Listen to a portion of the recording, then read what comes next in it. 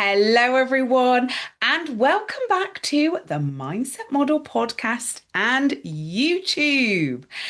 Now, apologies, it's been a week or so since I have recorded my last podcast. There's been a few things going on.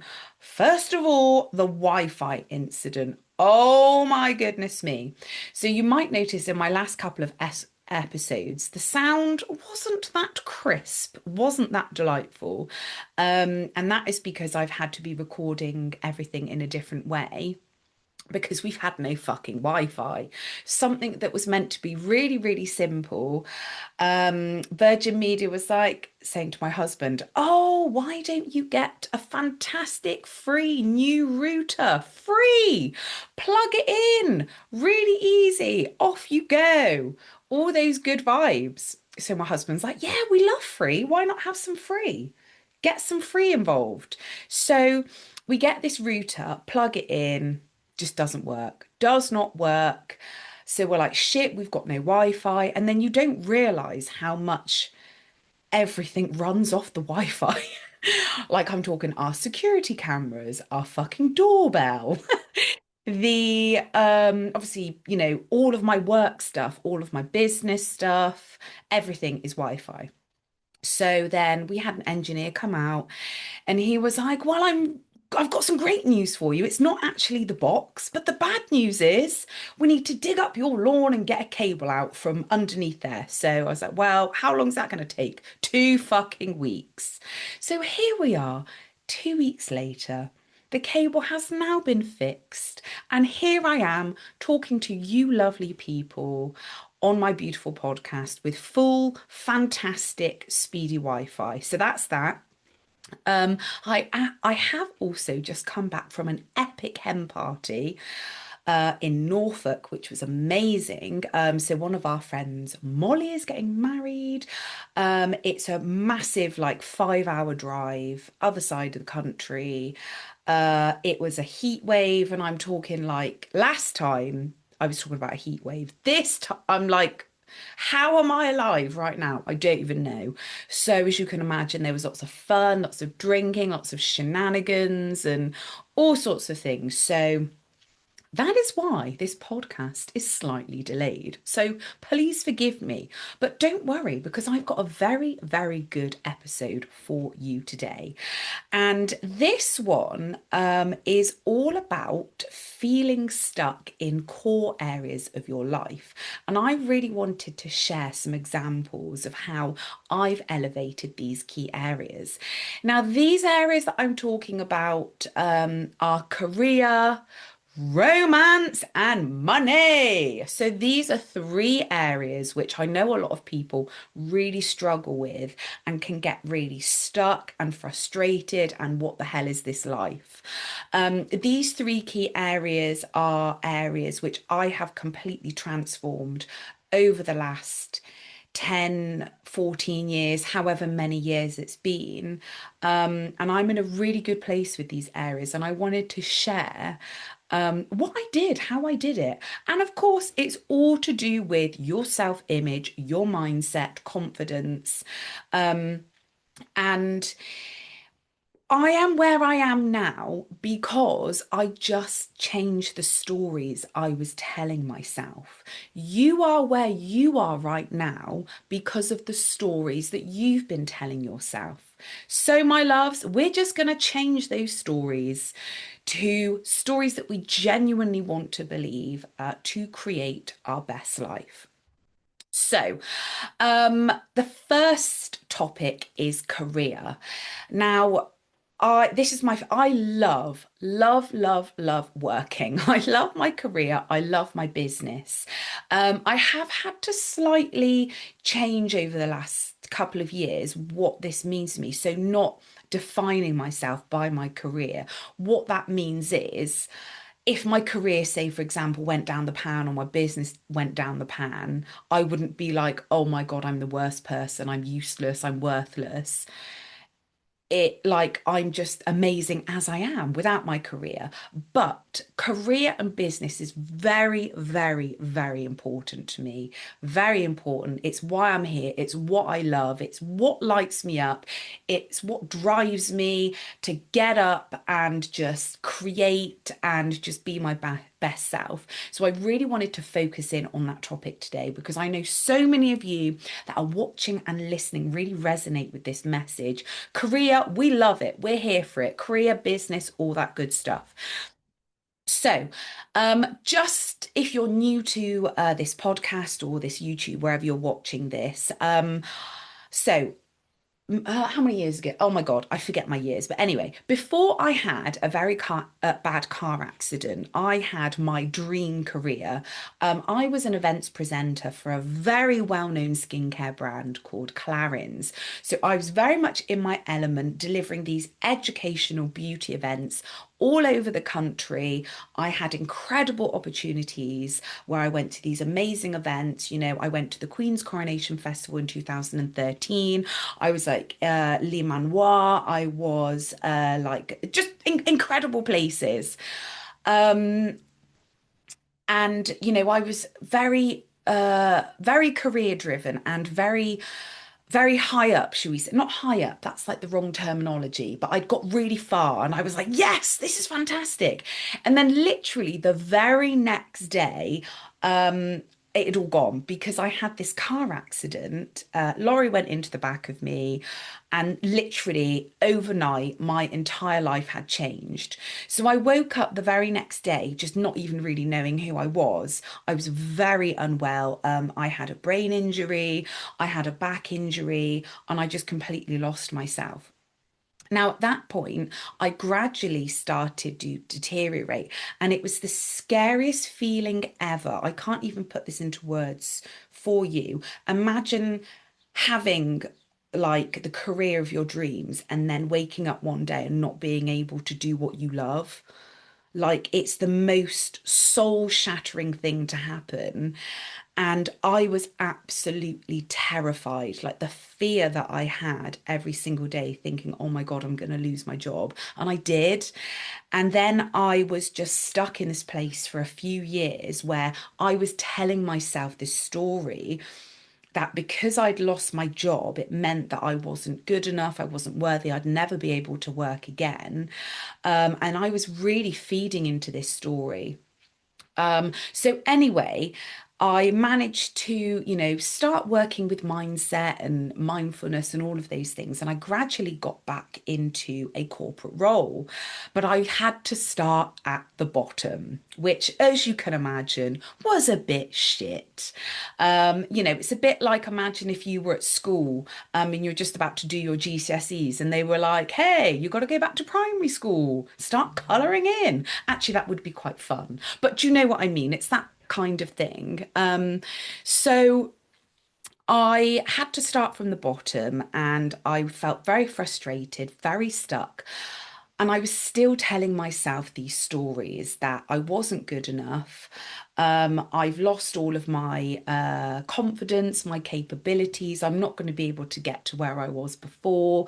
And but I was very unaware that I was still having these stories. So over the last few years, you know, I'd been doing job hopping. I was going from job to job to job to job, trying to get that external validation as such. Maybe if I move here, then I'll feel better. No, that didn't work. Maybe if I get this job, I'll feel better. That didn't work. Maybe if I go over here. So I was just doing this pattern over and over and over and over again. But I didn't realize that it was an internal problem. It was a feeling to do with my self-worth. I still felt like I was that person after the accident that couldn't do anything anymore. You know, some very traumatic things happened to me after the accident. Um, you know, little things, not little things, but things like I couldn't afford to pay my way anymore. So my boyfriend, at the time, who's now my husband, but my boyfriend had to pay for everything. That felt really bad. That felt like, going from, I could pay for everything, a bit flash with the cash, to literally nothing, like being on benefits. I felt really embarrassed and hurt by this. And the guilt, oh my goodness me, the guilt would just eat me up inside. And I was holding on to that. I was holding on to that. And I didn't realize until very recently, within the last couple of years, that these stories were very, very much still playing in my unconscious mind. And that's when I started to change them. So I started to change the narrative. And I was like, I am going to look at the evidence of actually how confident I am. And I'm going to push myself and I'm going to do things that I wouldn't normally do. So I started. Creating presentations on how I can elevate the current company that I'm working for. I started to approach people, be the first one to speak up. I stopped hiding away and I started to be seen. This built more momentum, and I had to have a lot of courage. And that's a really key word here, courage, because courage is when you are still your authentic self, you still have that fear and that vulnerability, but you still go for what you absolutely want. I'm just going to rewind back actually as well. When I got back into the corporate world, I was so desperate to get back to normality and have a job again. I literally accepted the lowest wage ever because that's all I thought I was worth, because I was damaged. And because I still have these cognitive issues. They're not going to go away, but I just manage them and I work with them, and it's a part of me now. I still have problems with my back, but I manage it and I work with it and I look after myself. So that's another way where you can hold yourself back in career, accepting less than your worth. And that is, again, all a story that you're telling yourself and you're projecting that into your reality. So, anyway, fast forward. So, when I started changing the narrative, changing the story, putting myself out there, building that confidence, that is when everything changed. And now I have my absolute dream career. I love what I do. I'm a brand experience and education expert for a stunning brand. I get to go around the country meeting incredible people, standing on stage, talking, doing what I love. And that is literally just because I changed the narrative. So I want you to ask yourself, in your career at the moment, where are you holding yourself back? Are there areas where you are really recoiling, not going for opportunities? Has there been something that's happened to you previously? Like, have you gone for an interview and not got it? And then maybe you've said to yourself, oh, well, it's not meant to be. No, keep going, because you don't know what is around the corner. If there's something that you're genuinely passionate about, keep going. But sometimes we're not aware that we are actually holding ourselves back, and we're not aware of our self-image. Are you somebody who is confident, who shows up and gets the promotion and gets the career opportunities, gets the business opportunities, gets the client? Is that in your self-image? If not, you can absolutely change it. So, the next thing we're going to talk about is love. Woo! Love is in the air. Yes. Now, this is an area which, many of us humans have had an absolute shit show trying to find love. And, just, let's rewind back. So, when I was younger, as a teenager, all of my friends are getting boyfriends. All of my friends are there with their lovely boyfriends. And then there's me. There is me. No one is interested in me because I was literally ugly. I can say that now, obviously, being a confidence mentor, self-image, and all of that good stuff. You have to be very careful the way that you talk to yourself. I can say these things now because it's just funny and I just find it funny and it doesn't affect me. But I was fucking ugly. I did not fit in. I did not look like the other girls. And all of my friends who were like skinny blonde, they all had the boyfriend. And there was me, like the curvy, tall brunette with the frizzy hair and the glasses. Like there was no boyfriend in sight for me. So I created this story in my mind that I'm not good enough unless I look a certain way, unless I weigh a certain amount, and all of that. Then there was the first boy that gave me attention. I was like, oh my God, there is a boy. He likes me. Quick, quick, quick. Just grab what you can get, like get that attention. He wasn't great. And it was just a case of because my self-image was so low, I was just accepting, just going with it. And this is the story that happened very much through my teenage years, my early 20s. Oh my goodness me, the ghosting that would happen. Like I would go meet a guy and then he'd be giving it all of this, like, oh yeah, you're amazing. We'd get on really well. I'd be like, oh my God, this date went so well. And then nothing, literally nothing. And then the desperate vibes come out, don't they? And you're like, oh my God, maybe I should text him. Yeah, yeah, yeah, I'm going to text him. No, I shouldn't text him. Oh, but maybe I should text him. And then you text him. And then he doesn't text back. And you're like, oh my God, I've texted him. He hasn't texted me back. He thinks I'm a freak. Maybe I should text him just to say I'm sorry to text you. Do you know, like, what even is this? And it's because I had this story in my mind, which was, I am not good enough. Nobody wants to date me. It was I literally just had the worst confidence and self-worth, and still but that is when I started to change it. I started looking after myself. I stopped seeking validation from boys, and I'd be like, screw you, motherfucker. I don't need you. I am fucking fabulous and sexy as I am. Thank you very much. Then comes my boyfriend, now husband. Mm-mm-mm. So I was at a place when I met him when I was literally like, I'm an independent woman. I don't need anyone. I'm the fucking best. So obviously, the love of my life comes along. We have been together now for 14 years and we've been married for 7. And our relationship is better than fucking ever because I work on my confidence, my self-image, and my self-worth. So we just enhance each other. We just elevate each other and he is my human, I'm his human. We just love being together and it is effortless. It is fun. It is just fucking amazing. But back then, I was a completely different person. So questions for you now. If you are going around saying to yourself, he doesn't want me, or I need to lose weight, or I need to look better. No, no, no. That rewind. That is an absolute no. You need to stop that. This is where the self-image, the self-love really, really comes into play. You have to love yourself first before someone else will love you.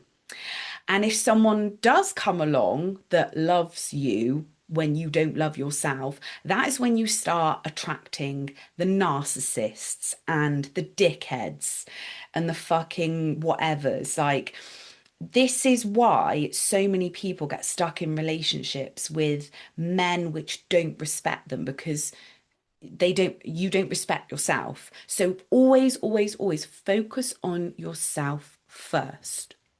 So the final thing, which is money, money, money, money. This has been and still will be the biggest transition. Is that the right word? What word do I need? Like, money used to be an absolute trigger to me.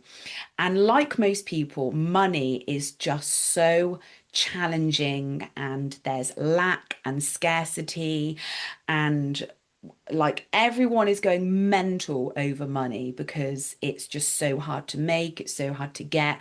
Now, my money story growing up was very much like, we can't afford that, that's too expensive. you can't go on that trip because we don't have any money. You can't have that because we don't have any money. You can't go there because there's no money. So there was all of this mentality of I can't do the things I want to do because there is no money. Then there would be things like there would be family arguments and feuds and fallouts because of money. So my unconscious mind, my subconscious was like, money sounds like an asshole. We don't want to be anywhere near money. Money can back the fuck off. So I'm unconsciously repelling money because money to my unconscious mind is danger. It causes arguments and fallouts and all of that stuff. So we're going to stay well away from there. Can you see what's happening here? So I've had to work so fucking hard over the last few years to change my money story and actually allowing myself to spend money, circulate money, treat myself as such has been really hard because after my accident, I I had literally had nothing and I couldn't treat myself. I couldn't get anything, couldn't do it. And the guilt I would get from buying myself a coffee or I don't know, getting myself a book or, I would be like, oh my God, I feel like the worst person on the planet. Where the hell did that come from? So I've had to work really hard to change that narrative and change that story. So if this sounds a little bit like you, how can you start rephrasing? Now, money really is an abundant source. It really is. But we are getting in our own way. We are blocking our own money coming in because of the stories that we're telling ourselves. We're literally running away from it. So, what we need to start saying to ourselves now is there is so many opportunities for us to be creating money, attracting money. When you circulate money, when you're spending, you like to use the word circulate. Language is very important. Circulate. When you're circulating money, be grateful that you are able to do that. So, for example, paying your bills. Nobody wants to fucking pay their bills. But if you change your perspective on that, paying my bills means that I have electricity, I have water, I actually have a roof over my head. I'm really fucking grateful for that. And I love to invest money on my well-being and my health. And the more that I circulate money on my well-being and my health, the better I show up and the more money I create and the more money that comes in to my reality because I am on that frequency of the money. So, teaching myself that money isn't a scary thing. And it can be really hard, especially if you're around a lot of people who still have that lack mentality. But just take it step by step. And, where I am at the moment, when I first got back into like career corporate, I've literally like tripled my income. Like I was on peanuts. And now, because I've changed my money story, I've just changed how I see myself. And I am worthy of having my dream career. I am worthy of making that money. I am worthy of having all the things that I love. Because when I have all the things that I love, I shine bright and it encourages other people to then shine bright and go after what they fucking want. And what a beautiful life and existence that is, where everyone can literally just live like this. So, there we have it. That is my little episode today, just sharing my experiences on how self-image, the way that you see yourself, the words that you use, and the stories that you're telling yourself really make an impact on your life. So, your homework, my loves, is to think of 3 key areas in your life that you really want to elevate and expand. Have a look at your stories that you're telling yourself and change them to the stories that you want to be telling. Because the truth is, I love this metaphor. You are the writer, the author of your life. You have the power to write your next chapter. You absolutely do. So, what is going to be in your next chapter? Make sure it's a good one. And I will see you in my next episode.